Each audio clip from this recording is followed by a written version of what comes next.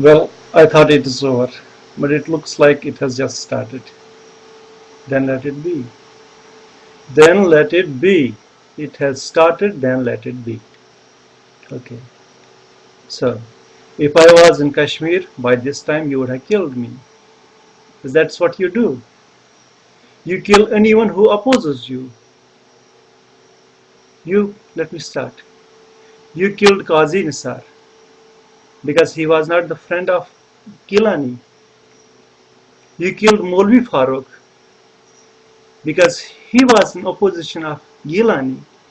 You killed Ghani Lon because he was neither a friend of Gilani.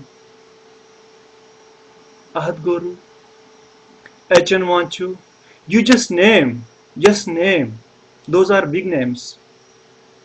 Now let's go to the down level. J.K. Alaf, Al Barak, Al Jihad, Al Umar, just name the organization.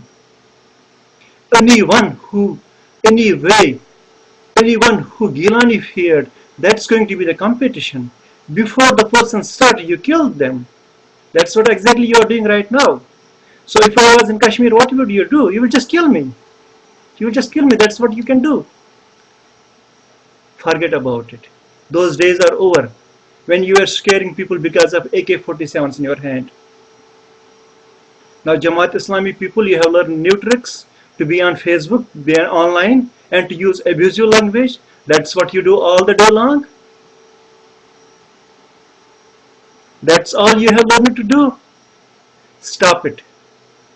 You are only encouraging me and everyone else to open all those files they have not been opened yet. You killers. We are freedom fighters.